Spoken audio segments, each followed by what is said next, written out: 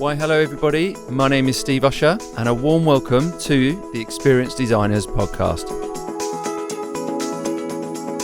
So just before we dive in, I just want to share my gratitude to Vasa Cronin Co-working in the heart of Stockholm, where they kindly allowed us to record this very episode in their podcast studio.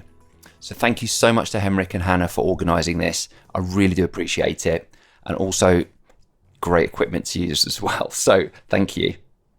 So look, in this episode, building a people function inside of a scale-up business is a tricky ask. Everything is being created in the moment. Very little stays consistent and things change constantly. And in particular, working for a company whose product is built on psychological and scientific foundations, I was really curious to see how that also transcends internally inside their organization. So in this episode, you will meet Linnea Bywall, Head of People at Alva Labs. And we explore her journey from being employee number 14 to building out their people function, sharing the key foundations they created, mistakes along the way, of course, and also moments of vulnerability where some of the best learning takes place. So without further ado, let's dive in and enjoy the show. So Linnea, welcome to the Experienced Designers. Thank you. Absolute privilege to have you here. So happy to be here. I've heard lots of good things. Well, I see lots of good things. I love your posts on LinkedIn. I think Thank you. you articulate yourself and your voice is like it really comes through. Thank you. That makes me super happy. So I just want to ask you, the NCAA. Yeah, NCAA. NCAA. Yeah. I'm curious on this. Tell me about it. So it's the league where universities in the US compete in sports. And back in the days, it's now old news, but I used to run track. So I was a runner. I competed in the 100, 200, and 400 meters. Wow. Yeah, I used to be pretty fast. Yeah? And when I had graduated from high school, I went over to the US, spent 2 years in Texas competing for a NCAA school and ran the sprints for that school. And that was as linear. Exactly. Okay, that was your alter ego athletic. Exactly. Okay, Yeah. Amazing. If you look back on that time, what's the kind of inflection moments of that experience? Because I think sports is really interesting, like high performance sports athletes. It's been written for decades on this stuff, particularly how it transcends into business and mindset and these kind of aspects. What did you take from it now as you are sitting here today? How is it playing out in your life even today? I think that's a good question. I would say two things. One of the super concrete, actually not sports related, but when I was in Texas, I had psychology as my major. And I realized that it was the field of industrial organizational psychology that was where I wanted to grow up in. So I kind of found my path in my career there. But to answer your actual question, I think it's this, because track is an individual sport and it's all on you. So your ambition, your targets, and your hard work is what will get you the results that you want. So I think that kind of lone wolf strategy I'm actually using a lot. I definitely prefer to work together with people, but that mindset of I can impact the outcome and me alone can have an impact if in the performance is definitely something that I take with me. Amazing. Because we see this, I don't know if you've seen on Netflix, there's the obviously Drive to Survive with the Formula One teams. And obviously they're super efficient, very much work as teams, but still the individual driver at the end of the day. But behind them is this incredible team and engineering capability. And then the tennis one recently, which I found really interesting, how alone they are as an athlete on that tennis court, and the level of psychology that goes on in those moments. And regardless of what coach is up in the stands, if they crumble, you can actually see there's no way back. It's like a real challenge to get them back on track. Yeah. And in track, you have one shot, right? So in running, especially I did the sprints where it's super fast. Well, ideally, it's super fast. And you only have one chance, and it's just a few seconds, and you can't afford to make any mistakes because you can't bounce back. So it's really high stakes. Yeah, oh yeah. Wow. No pressure.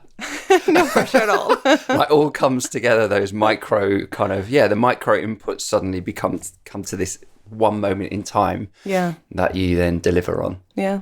I'm going to come back to moments in time, because moments in time to me is about intentionally designing moments of time as an experience. Nice. So I'll come back on that one. Nice. Tell me about share just what does your day-to-day human experience look like?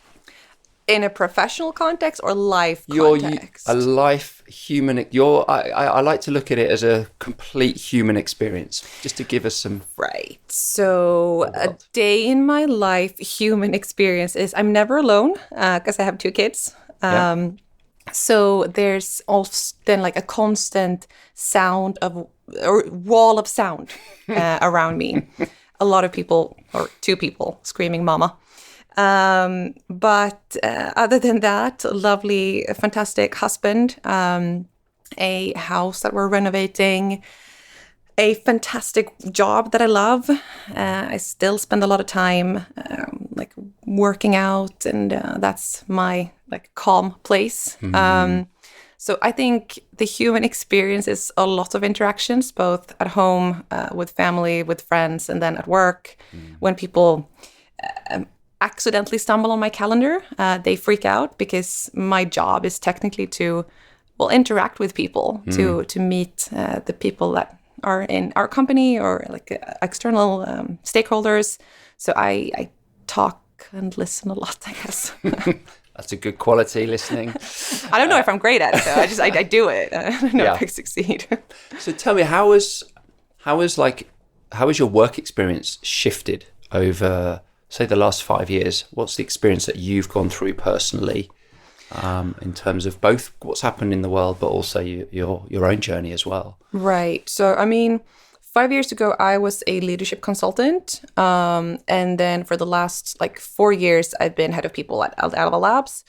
And that journey alone has been enough change to last a lifetime. When I joined, we were 14. I was number 14. Now we're 75 people. And I've kind of built up the people function from non-existing to what it is today. So that startup scale-up journey has been a massive change. And then, of course, add that to COVID we went remote we're in the recruitment industry, or we are a candidate assessment platform. So we help our customers buy the solution to use in the recruitment processes. And COVID, recruitment died. Everyone had a hiring freeze. That was a very dramatic couple of weeks before we realized that it's not all doom and gloom. And then that shifted into this massive hiring boom where everyone wanted to hire everything with a pulse.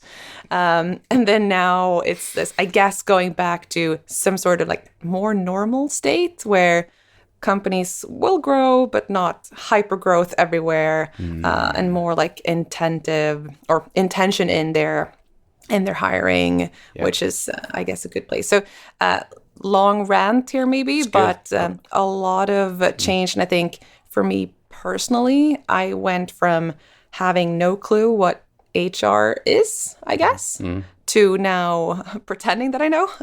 Still so much to learn, but I'm having a lot of fun to doing that. Good. I think interestingly, I mirror back just also what I just heard there, because I sort of definitely saw it myself. And I've been in, I started in recruitment back then in the late 90s. So I've been through various kind of, banking, financial meltdowns to, housing crisis, all sorts of stuff. And I've never seen ever, and actually even this current cycle we're in now. I've never seen it before, where we went from, I think, 2020, where it was this abundance of candidates into the market, where employer brand and hiring processes were stress tested to the max. It really showed up some organizations, quite shoddy candidate experience and the way in which they engage people, through to a very quick shift into a complete scarcity the following year. And then now we've got these kind of interesting narratives of increasing redundancies, but still people are hiring at probably at the same level, but in different areas. And it's just this, it's fascinating to watch, to see this kind of these different shifts that we've been got in such a short space of time as well. Yeah, So, it's never a dull moment in recruitment. Oh no, I used to still call it the rocky roller coaster ride of recruitment. So it's one of those. There's a reason why I also have lots of grey hair. So I'm getting more and more. It's coming. Embrace it. So look, just in terms of like your journey, head of people, it's quite a responsibility in an organisation. It's an important role. As some organizations value it more than others, shall we say. How have you looked to what's been your journey around building up that function? And also, just to add a little twist into that as well, and this is just off some of the challenges that I see in other organizations that are less in scale up, more established and maybe more legacy based, is people functions, the internal perception of HR, or that they get a bad rap sometimes, but ultimately, how have you developed that internal perception as part of your work and part of that growth and approach of how you then have developed the area? I'm really curious on that. Ooh, me too. I'm curious to hear my own answer. No, I think the basic answer is obviously like I have built it up based on the needs of the organization. We have. Like the first thing that we needed to have in place was obviously like hiring and onboarding, because we were growing. And then as that we had a decent version of that, well, then it's time to flesh out the next kind of part of the employee journey. So more engagement, development, growth, all of that. And then now we have a decent version of most aspects. So now it's more about like fine tuning. And I think I really early on wanted to have a version rather than the version, and then really iterate on it, because I knew that things would change so much over time, and there was no way that I could spend enough time to get something really, really perfect or good and something that I was super proud of out the door before I needed to tackle the next assignment. So it was more important for me to have something, and then we can try and iterate. And I think that has actually been really helpful, because then we had something to build from. It wasn't perfect, but we can always iterate. And then it's there's no pride in keeping something. Because I haven't poured my soul into that first draft.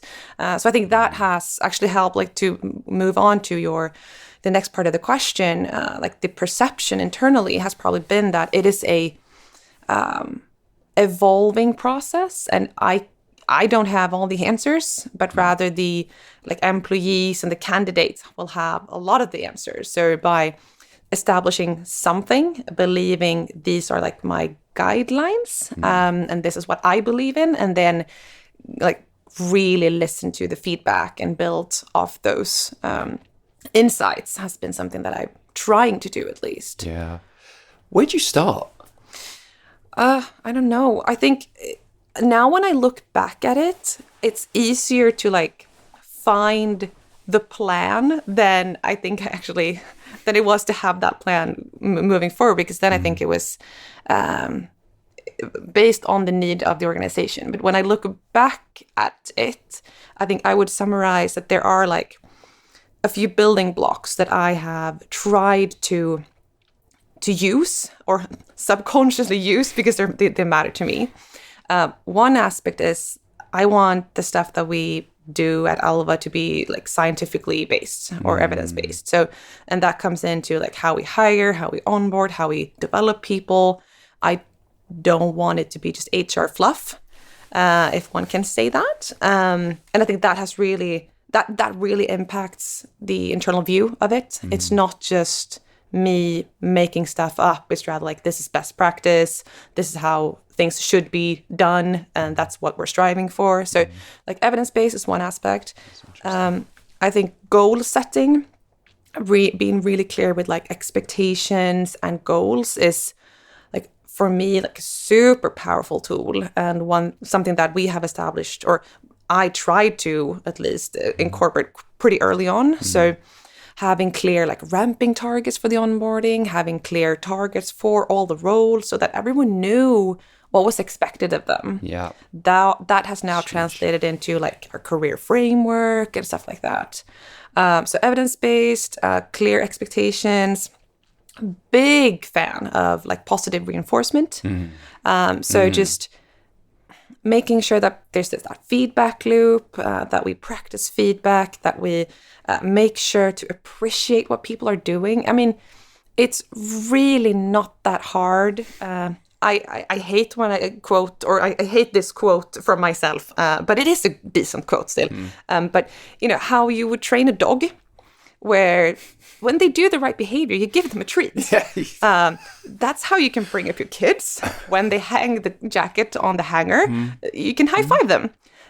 That's how like human behaviors work. It's a reward system. It is. Yeah. And so that's how I think about like when I train the leaders that we have, how I want to build out our culture, and how to make the values that we have stick. It's about rewarding the right behaviors. And then the fourth aspect is like psychological safety.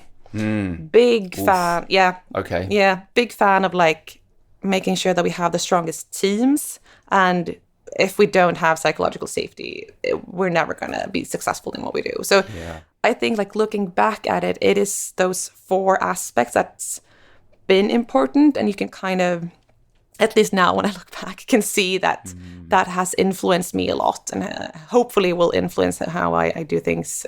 And how is that? How has that might kind of matured since that kind of when you kind of started to land on those directions as you're creating these kind of pillars inside the business? How have they kind of evolved? And quick question to add on to, I tend to ask two questions to keep you thinking.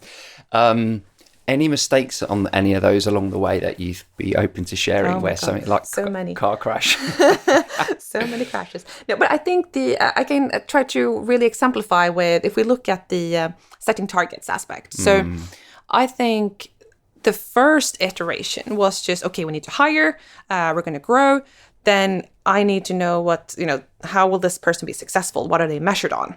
So start with like the hiring, and then now can you swear on this podcast? Sorry. Now we've hired someone. We need to bring them in. I need to set up the expectations for them. I need to make up what we've now referred to as ramping targets. So and build that out for one role, but then eventually all roles. Well, that's not going to be enough. Once they're onboarded, they will need to have targets. Okay, we need that for all the roles, and that has now evolved into our career framework, because it's not only about the targets, it's also about like the right behaviors, so that we again can reinforce those. So we have built out a career framework. The next step from that will be like, how do we design career paths so that we can help managers like set targets with their employees. And so I think it's one like embryo of, I need this to solve this task, and then taking that into, I also need it in this, and that will ultimately create that red thread through things. Yeah, that's cool. Oh yeah, and mistakes. Give me one. Oh my god. Or just maybe just one that's like your biggest learning. I mean, ultimately we take learning and. That is, I think there's so many mistakes, and I think that's the beauty of not having a perfect process to begin with, because you're going to make mistakes and then you can change it. But one thing that really has been a challenge was going from startup to scale up. So I think when we hired, we like me and my team, we sold this idea or this pitch about like, this is a small company, you will have like loads of impact on it. And then all of a sudden we were 50 plus people.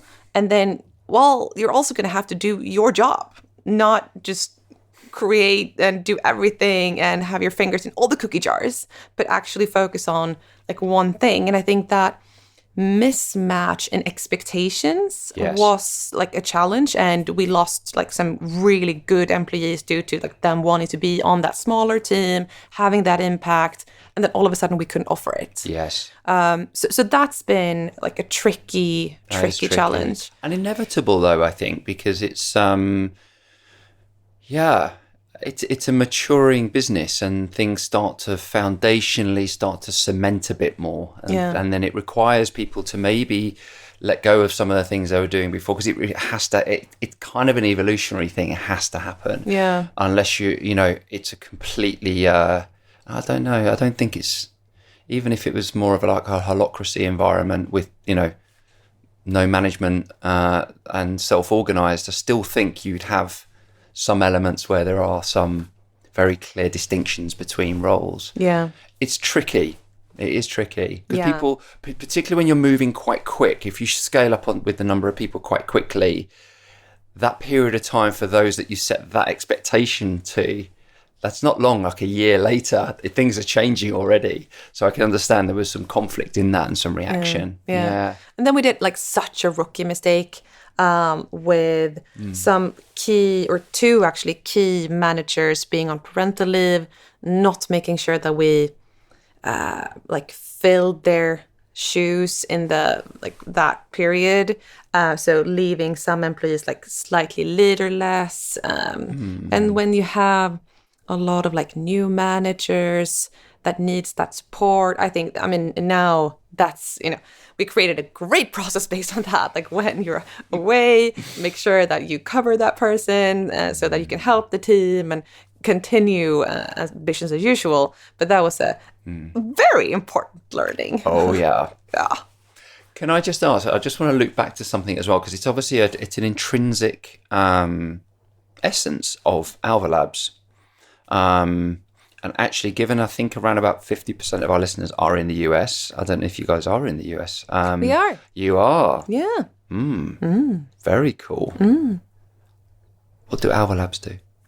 So we are a candidate assessment platform. We help hiring teams and recruiters make more like informed and confident decisions in hiring. Yeah.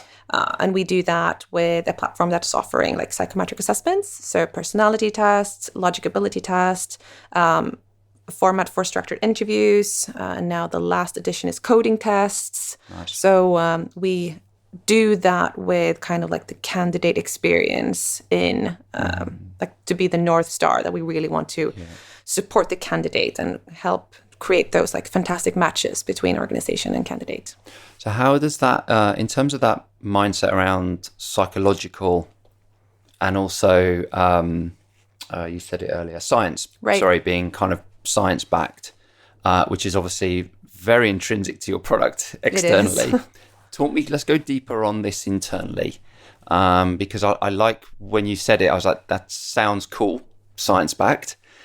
But what does it mean in practicality? How have you applied it? Where have you taken some of those sources or inspirations and kind of brought it down into the organization?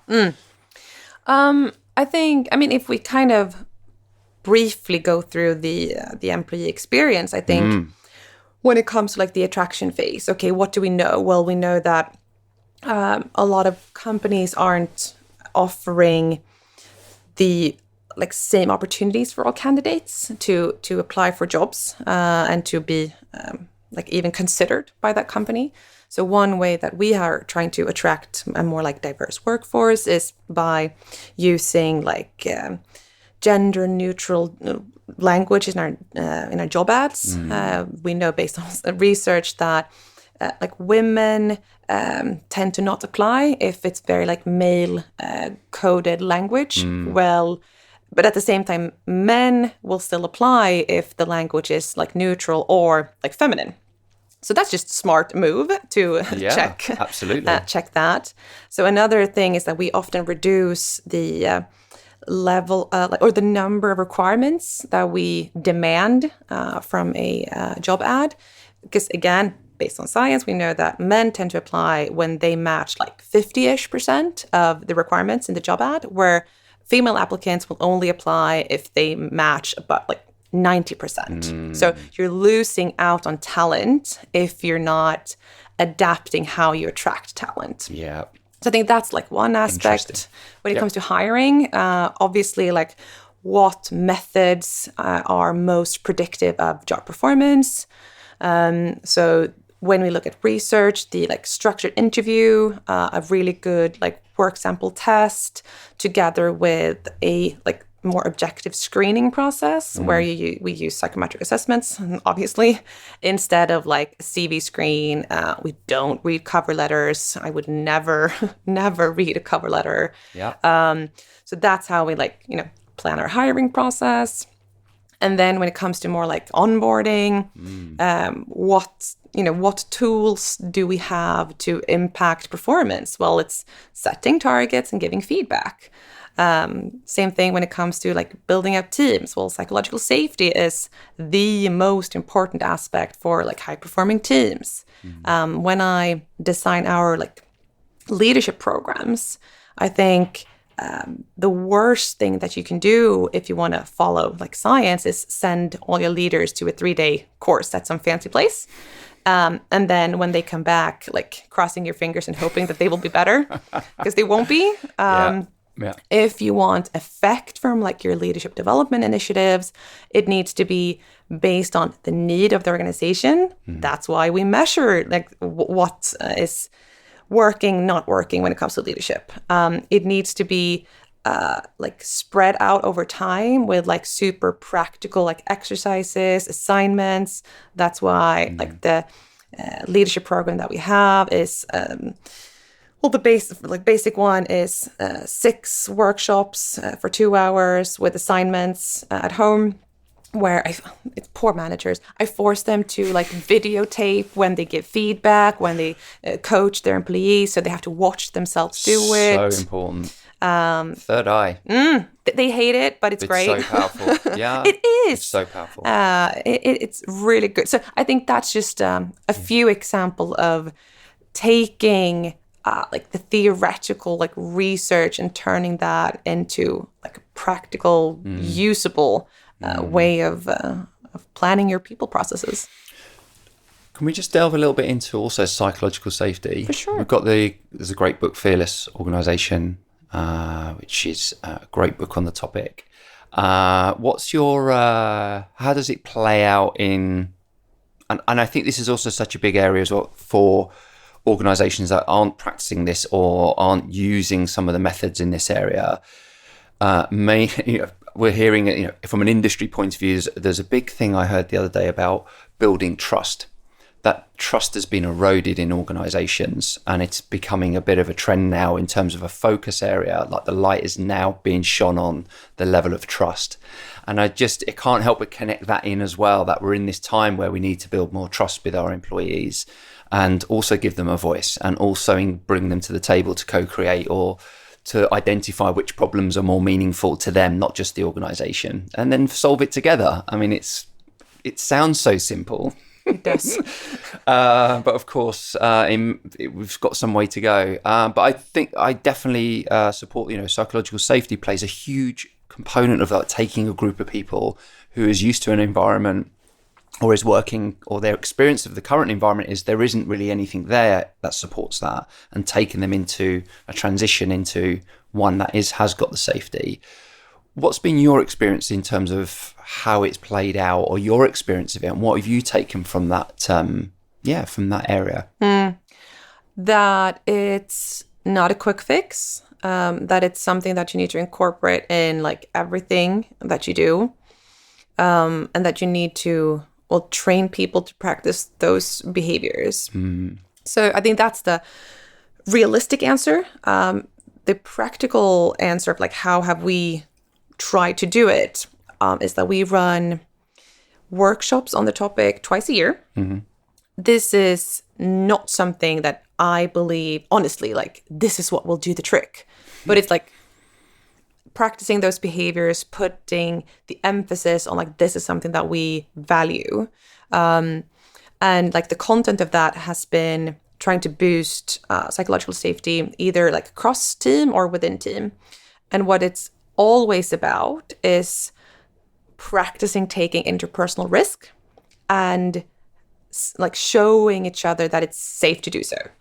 So we've done that in various ways, like sharing rough periods in our lives where often like I will facilitate, I will go first and share, but we've also had scenarios where like our CEO and our own founder, they went first. And then, we went into breakout rooms because this was during COVID, everyone was remote, and people came back with, you could tell how many people had been sobbing and had like just a fantastic experience connecting with others. So just sharing. This last workshop we did on like feedback. So we talked about like negative experiences around feedback, but then also practice giving and receiving feedback because that's like super uncomfortable for a lot of people. Yeah.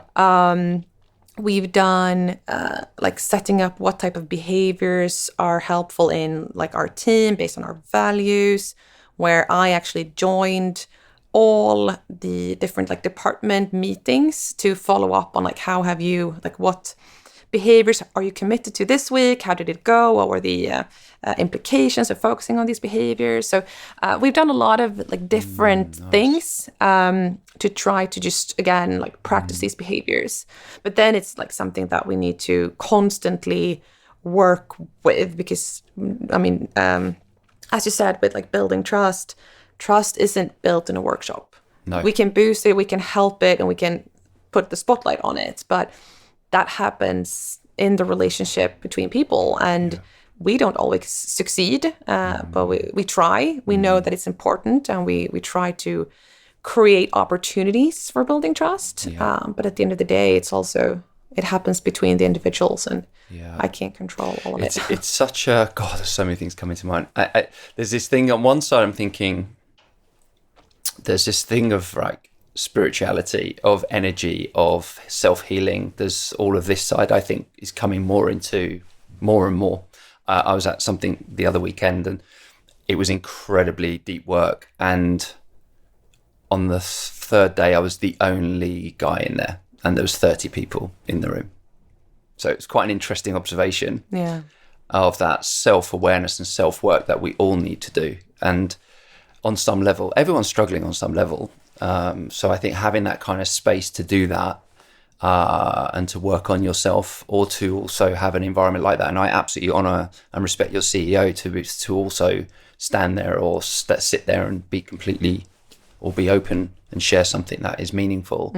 That really is, it's so powerful because it sets the tone, it sets the culture in a way that it's does. Okay. It really, really does. And I think that's, I would not have come this far without having like the rest of the management team with me on it. So I think it's also about this. That's huge. Showing the importance and repeating that message, showing it within our little team and our little group, so that they can also spread that message and stand by that's important. So it's a balance, isn't it? Like this authoritative hierarchical thing that we've been so ingrained with, but yet we're trying to push this narrative and push this boundary of like trying to break some of those boundaries down to more human experience, that we are all human at the end of the day. And even though we might look up, not physically, but up at a CEO, they're just as in this very similar place to ourselves. It just happens to be that they're a CEO. They have a business. Yeah. They're still human at the end of the day. Yeah. And like daring to show that, I think is it's a small but significant step to making it more. It's personal. not weakness, people. It's strength. How many times? I need to phone Brené Brown right now and get her on the call. Come on, let's go. Okay. Can I just ask if you and I can totally edit this out if you say no. The beauty of podcasting. Would you be open just to share, like, in your journey as head of people, where you felt vulnerable, where you've had moments of doubt or like, my God, questioning or something, anything you think you'd be open to sharing? For sure. I am super afraid of conflict. Always been. Hopefully not always will be, but we'll see. So I think when employees come to me and like share their experience, I often take that to heart and sometimes react too much to it. In the sense of like everything isn't broken. So sometimes I think I try to fix things that aren't necessarily bad. It's just that we're different people and experience things differently. But that is really a challenge where, like for me personally, I could work 200% and still not be done. So finding that balance for myself has and still is like a challenge, and I think that especially comes out when someone is criticizing what I'm doing or not satisfied or don't like us, or I take that like personally, and which I maybe shouldn't, but I'm learning learning as I go. So I think that's something that I struggle with. Is there a sprinkle of the athletic piece in there as well, potentially coming in? Yeah, probably. Yeah. I mean, I am a perfectionist, which is a fantastic thing in some scenarios and a terrible quality in others. So, I mean, I have really, really high ambitions, and when I don't reach the level I want to, I break down, get really mad, and then I guess come back and try again. That's good. But that's a challenge. Cool. Thank you for sharing that. Yeah, sure. Very cool. So what's next for you? What journey? What's the future looking like for you? What's the kind of directions or areas that you're exploring right now? I think in my role right now, I will be doubling down on performance basically, because I think what's so interesting now is like we have been on this growth journey. We're now like hiring less, but rather meaner and leaner. So hiring fewer, but really like intentful in what we hire, which we've always been, but even more so now. So now it's about like getting the fantastic team that we have in place to really or like leverage them to make them run as fast as possible. How can we make them love their job, be super pumped about our vision, our purpose, so that they can perform at their highest capacity? And I think like how I will do that, I don't know yet. So exploring, I have on my to-do list, it literally says create performance master plan. So, but I mean, I have a vague idea of what it is, and I think the aspects that we've talked about will obviously be a huge part of it, of like setting clear expectations, creating psychological safety, making people love what they do. So that's I think my biggest focus, short term or medium term. Yeah, that's smart. I think in current economic climate, which is still a bit conflicting for me. I think it's a smart thing to do is look inward and make it go deeper with the business, right? Go deeper with some of those aspects. I think that's a smart choice. But then I guess like long term, it's about getting ready for the next phase. I think we have, for good reasons now, gotten a breather from like recruiting at a high speed, which means that we can actually prepare the organization for the next growth phase. So getting our house in order when it comes to, attracting, hiring, onboarding, keeping the talent that we have, really making sure that we have like an outstanding culture and all of those things, so that we are ready to hit the gas pedal once again. You mentioned this earlier. I'm going to, if it's okay, I'm just going to delve into this topic because it's It's something I'm seeing so much in the industry right now. A lot of the, you can see the narratives coming and going. Quiet quitting comes and goes, and then there's other words that we use to create content and I don't know, to sell something. I don't know. But this one is a really interesting one because I've been having lots of conversations around leadership and management specifically as a population, and there's this kind of interesting thing happening at the moment where we've got such a blend. I think I've read somewhere that we've got more managers than we've ever had, I think, ever in history or something, either coming our way or it's currently there. So we've kind of got this kind of population growth that we've gone through and continue to go through. But then obviously a load of them are now coming or have become managers and moving into more senior leadership. They have a different way of thinking, of course. And I can't help but think like we've got this kind of new breed of management. Then we've kind of got this middle group who are still, they're in the mix and they're trying to figure things out still. And then you've got like old school, and these that's how I'm kind of seeing it. And then we've had this kind of COVID situation where everything's been forced into hybrid, and that's called out all of the control freaks, all of the hands-on managers. It's required. I mean, never in history have we been forced into this kind of situation as leaders. It's really mixed it up a lot. And then now we've kind of got this, like this year, all I'm seeing is leadership development. I'm seeing photos of senior leaders posting, a beautiful manor somewhere. And, we're here for the week with all of our leaders doing development. And don't do that, people. No, don't. Do it in chunks. Yeah, chunks, always chunks. Because you won't come back transformed. And nope. No, it's not going to happen. It's in the practice. So I'm just curious on this because it's a trend. It's happening.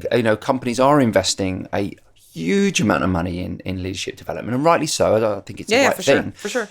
But what are we seeing this? And also, what's the future of a manager look like, actually? Is it actually anchored in the old kind of school? Are there elements that we're going to take through? Or are we going to go, maybe this looks a bit different in the future? How could it look different? I'm just to riff with it on this and see what you see. I mean, I don't know if I have the perfect answer here, but I would go back to science. Yeah. And like, what are the most effective leadership behaviors? Because like based on your question, there's one of those that stands out for me. And one thing that you have to do as a leader is be that like visionary person, like lead with a vision, lead with a purpose. And that's something I think is what's been missing in the past that we're now seeing the need for, especially now in like hybrid remote where you can't just be around and high five people. I love high fives, but that it will only take you so far. So you need to like inspire people.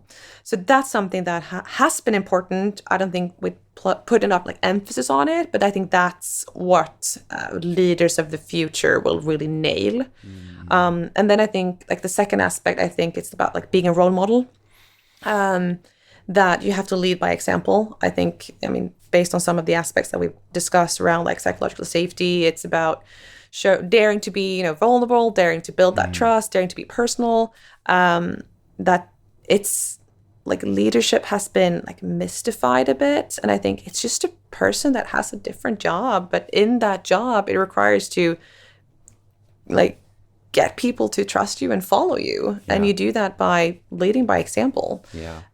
So I don't know if that completely answered your question. No, we can riff. It's more of a riff than a question. But I think it's, I think there's just an interesting shift in this around how we, how do we view managers or leaders now? I mean, it's we go back to the trust aspect. We go back to the art of being a manager. I mean, not everybody necessarily needs to be a manager. I think we've also gone through these growth phases where people get promoted too easily, too quickly up.